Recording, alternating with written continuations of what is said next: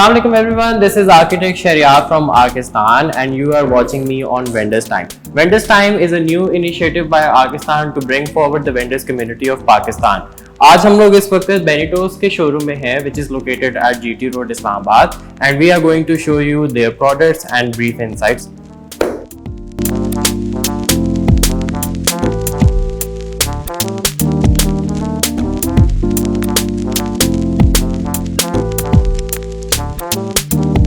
तो Munir, first of all thank you सबसे पहले कि आपने आर्किस्तान को ये चांस दिया कि हम आप लोगों के आउटलेट पे हैं और हम आप लोगों को इंटरव्यू करें. It's a good opportunity for us and for our audience as well to know about Benitos, right. So Munir, we would want कि आप हमें अपने शोरूम का एक टूर करा दें, एक क्विक व्यू अपने आइटम्स के बारे में, हर चीज़ के बारे में. श्योर जी शरियार, तो ये हमारा सेक्शन है. This is only dedicated for Fiandre materials.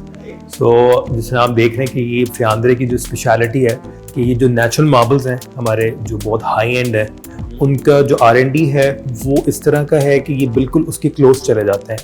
And the advantage is कि हमें साइज़ जो है वो 5x10 फीट का मिलता है.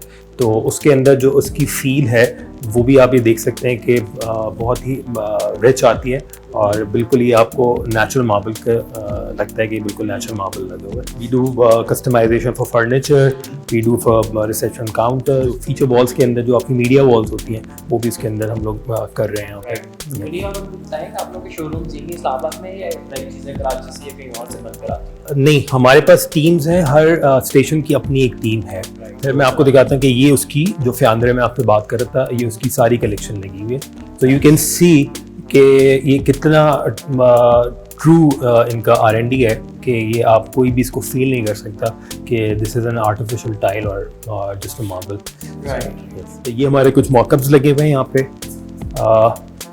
Another thing which we are making and it's going very well nowadays, that we make customized vanities for the clients. Again, this counter is made by us, our team.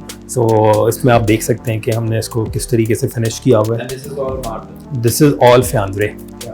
Yeah. Another advantage of Fyandre is कि it's very thin. It's very thin. Yeah. So it's not taking a lot of space. So ये इसका एक बड़ा हमें फ़ायदा है. Shahriar, as I said कि हम फर्नीचर भी कर रहे हैं, तो ये भी हमने खुद बनाया है.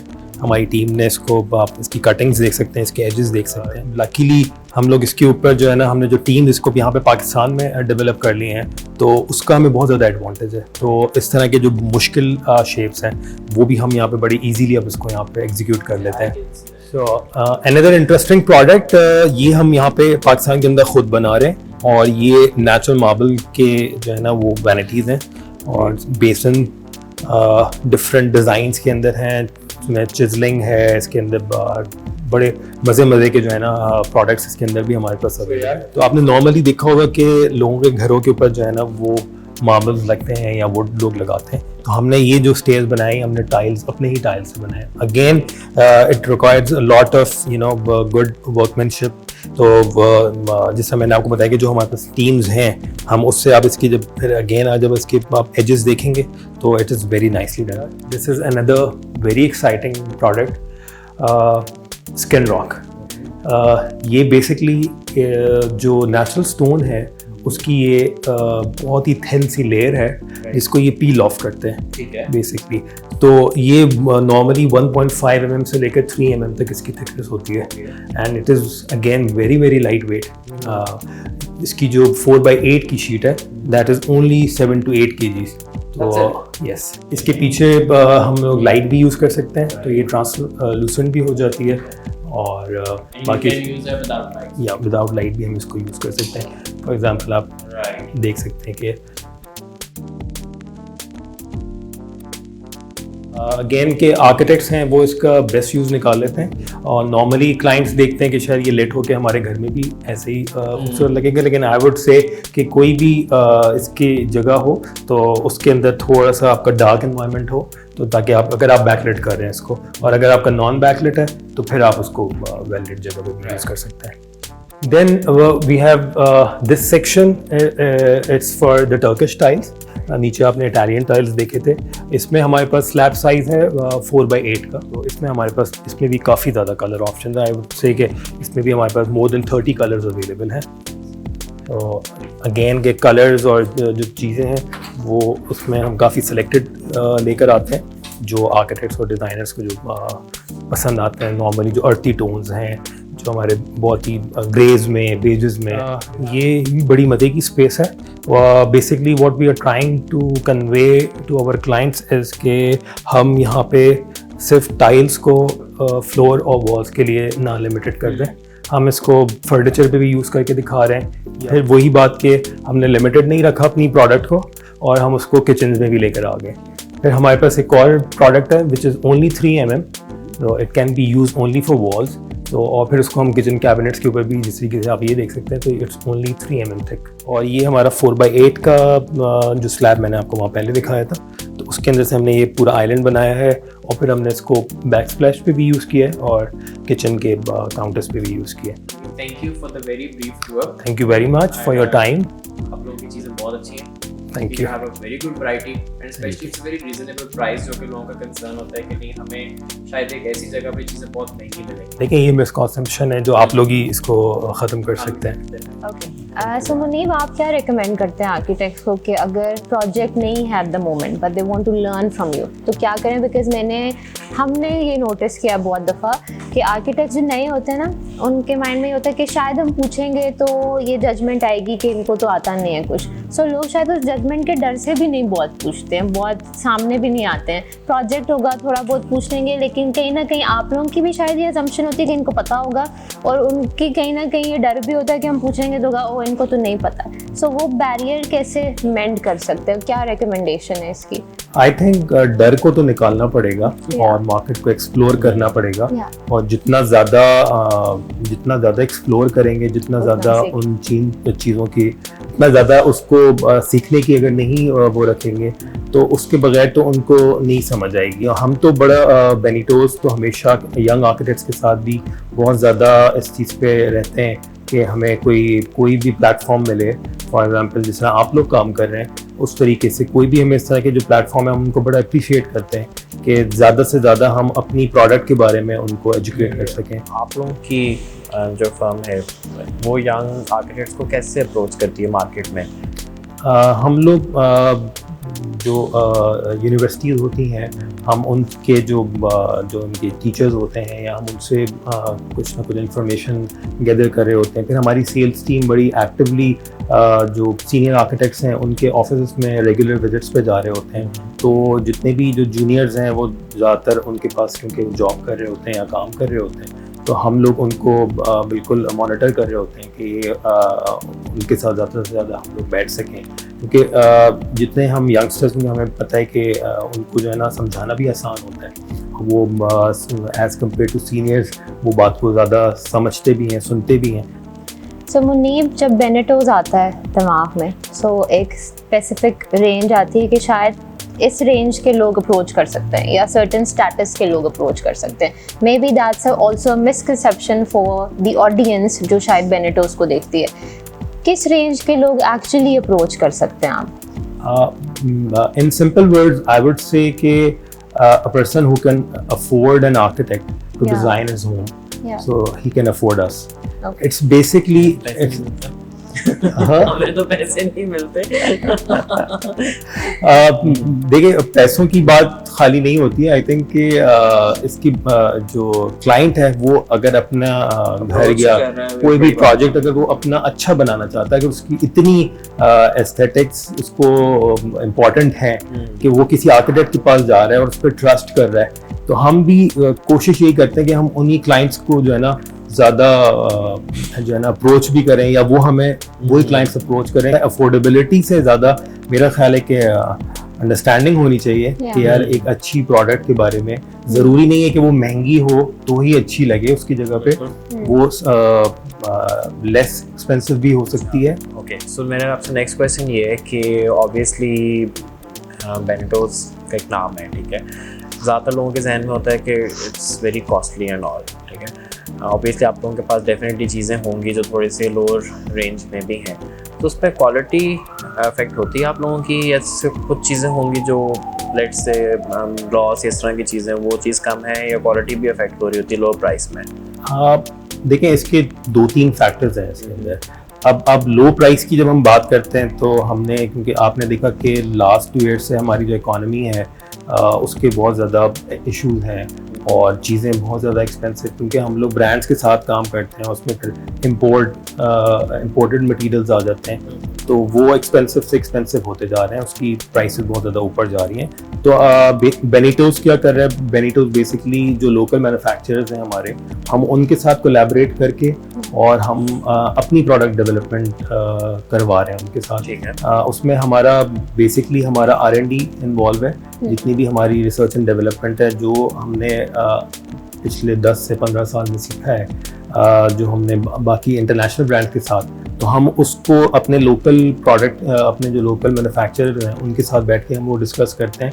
हमारी अपनी टीम्स हैं जो उसके ऊपर उन डिज़ाइंस को, उस क्वालिटी को अश्योर करते हैं और क्वालिटी कंट्रोल इसमें बहुत ज़्यादा इंपॉर्टेंट है। आई थिंक कि जो प्रॉब्लम है कि जहाँ पे चीज़ जो है वो सस्ती हो जाती है और वो ख़राब हो जाती है, वो उसका बेसिक रीज़न यही है कि उसका एक तो R&D का बहुत बड़ा इशू है कि जो हमारे यहाँ के जो लोकल डिज़ाइनर्स हैं, जो लोकल मार्केट है, उनकी जो डिज़ाइनिंग है वो as compare to international market वो उस लेवल की नहीं है। और उसका एक बहुत बड़ा रीज़न ये है कि आई थिंक कि जो हमारी फैक्ट्रीज़ हैं, जो हमारे मैन्युफैक्चरर्स हैं, वो जो है एक्सपोर्ट की तरफ नहीं देखते। अगर हम इंटरनेशनली एक्सपोर्ट की तरफ जाएंगे तो ऑब्वियसली फिर आपका कंपटीशन जो है ना वो और बड़े इंटरनेशनल ब्रांड्स के साथ आ जाएगा और फिर आपको ऑटोमेटिकली अपनी क्वालिटी को इम्प्रूव करना पड़ेगा, अपने डिज़ाइंस को, अपने एस्थेटिक्स को बहुत ज़्यादा स्ट्रॉन्ग करना पड़ जाएगा। फिर भी थोड़ी सी प्राइस ज़्यादा होने की वजह से आपको लोकल के अंदर भी हम वो प्रोडक्ट दे सकते हैं कि जो मार्केट के अंदर नहीं मिलती हैं और उसकी क्वालिटी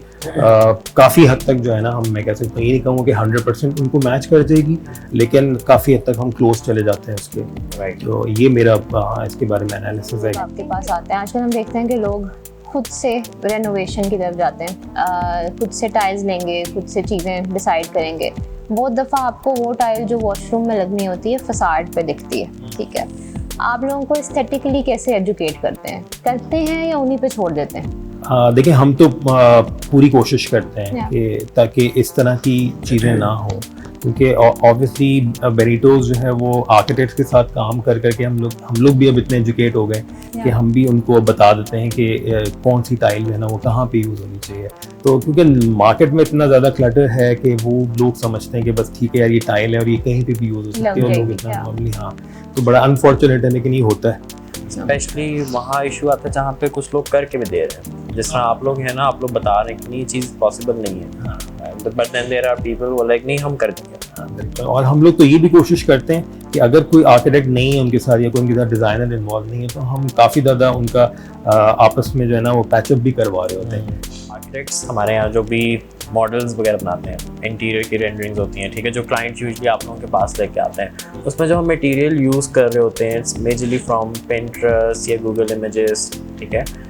एंड देन सबसे बड़ा इशू ये आता है कि जब लोग आप लोगों के पास आते हैं तो आप लोग कहते हैं हमारे पास ये चीज़ नहीं है, हम आपको सिमिलर दिखा सकते हैं, ठीक है, but you want end of the day कि आर्किटेक्ट आप लोगों की चीज़ें अपने मॉडल्स में भी यूज़ करें ताकि आप लोगों के लिए भी चीज़ें आसान हो और हम लोगों के लिए भी।